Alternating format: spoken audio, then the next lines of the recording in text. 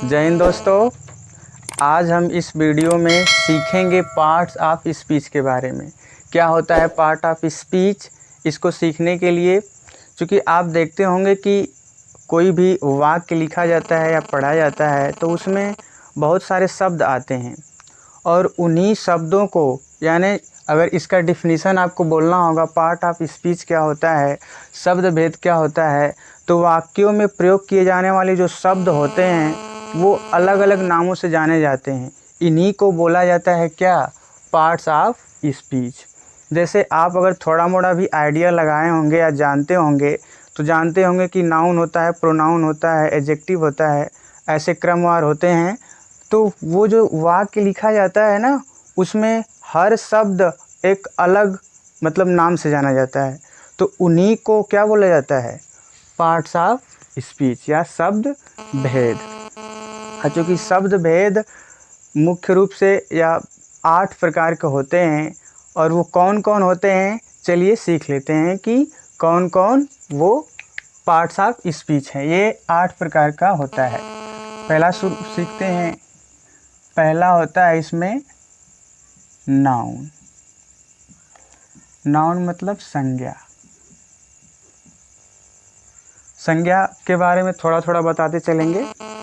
संज्ञा का मतलब होता है किसी भी वस्तु या व्यक्ति को नाम देना। मतलब किसी भी चीज़ का अगर आप नामकरण कर रहे हैं तो वो जो नाम है उसी को बोला जाता है नाउन। यानी किसी भी चीज़ का आपने नामकरण कर दिया या नाम रख दिया तो वो जो नाम है उस वस्तु का, व्यक्ति का या किसी भी चीज़ का, उसी को बोला जाता है नाउन। आप अपने आसपास कोई भी चीज़ देखते होंगे तो वो जो वस्तुएं हैं या कोई भी चीज़ है उसका ज़रूर न कोई नाम होता है। तो वो जो नाम है वही क्या कहलाता है?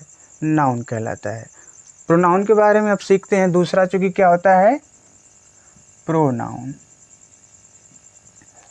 प्रोनाउन का मतलब सर्वनाम।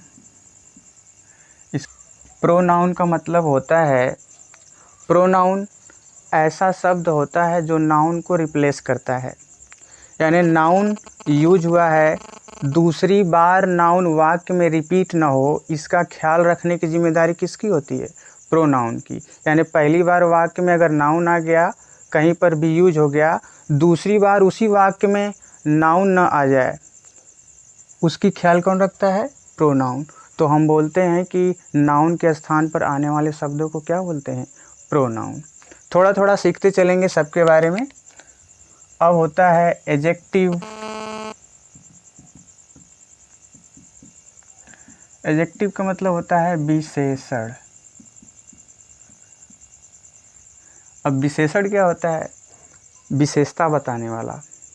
यानी वो शब्द जो नाउन या प्रोनाउन की विशेषता बताते हैं उनको बोला जाता है एडजेक्टिव।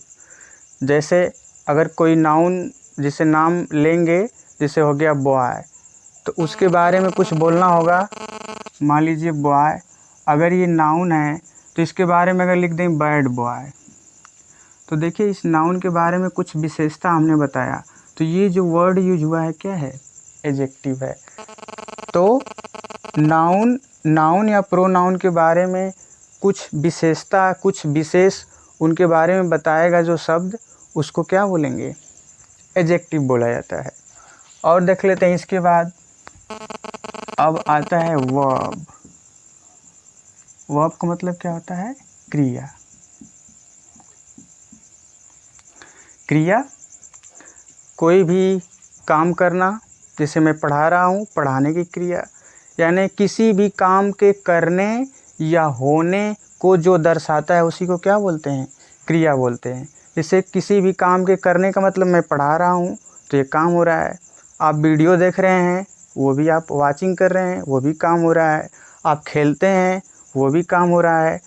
तो ऐसे शब्द जो किसी काम के होने को दर्शाए या किसी काम के करने को दर्शाए।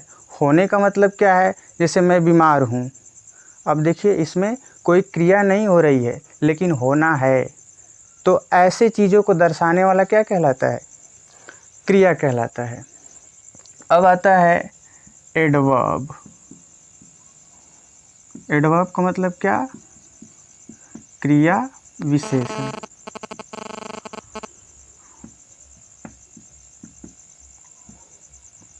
यहाँ पर ध्यान देंगे, क्रिया विशेषण क्या होता है? क्रिया विशेषण होता है जो क्रिया की विशेषता बताए। ये तो नॉर्मली सभी लोग जानते रहते हैं, लेकिन एग्जैक्ट इसका मतलब क्या होता है? नाउन या प्रोनाउन की चूँकि जो विशेषता बताता है वो तो एडजेक्टिव कहलाता है, लेकिन नाउन और प्रोनाउन के अलावा और जो पार्ट ऑफ स्पीच होते हैं उनकी जो विशेषता बताता है। नाउन प्रोनाउन की जिम्मेदारी और विशेषता बताने की किसकी है? एडजेक्टिव की।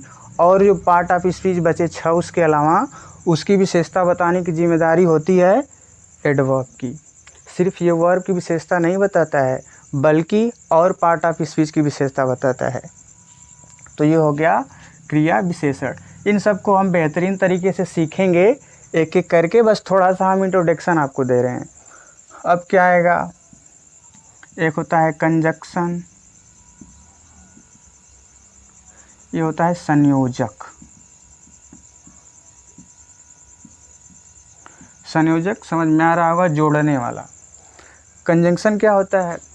ऐसा शब्द होता है जो 2 वाक्यों को जोड़ता है, 2 शब्दों को जोड़ता है, उसको क्या बोलते हैं? कंजंक्शन। मतलब जोड़ने का काम करेगा, तो क्या कहलाएगा? कंजंक्शन कहलाता है। और आगे होता है प्रीपोजिशन।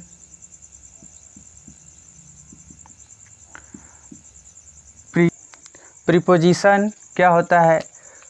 इसमें देखिए क्या लिखा गया है, प्री का मतलब होता है पहले।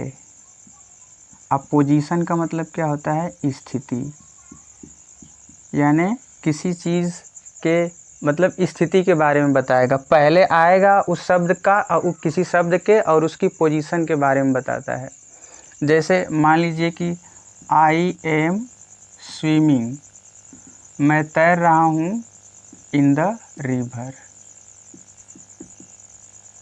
अब देखिए, अब मैं तैर रहा हूँ, तो अब कहाँ तैर रहा हूँ उसको बताने के लिए कौन सा शब्द इस्तेमाल हुआ है?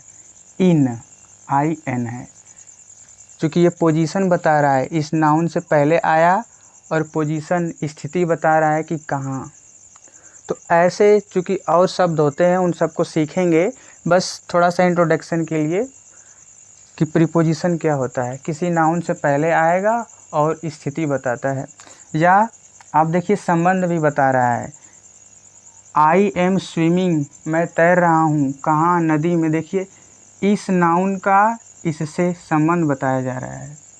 ये जो है व्यक्ति मैं तैर रहा हूँ, तो कहाँ तैर रहा हूँ इसको बताने के लिए कौन है? इन। तो इसका जो हिंदी होता है क्या होता है? संबंध सूचक। संबंध सूचक होता है। अब एक लास्ट बचा इंटरजेक्शन।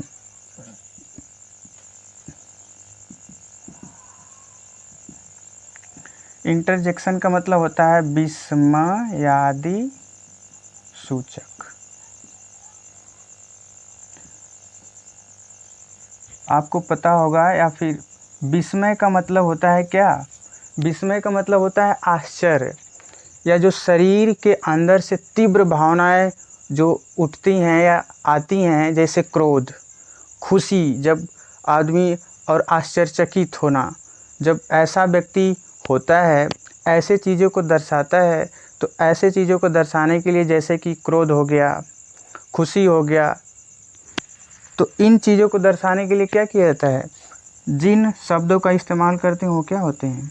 इंटरजेक्शन होते हैं।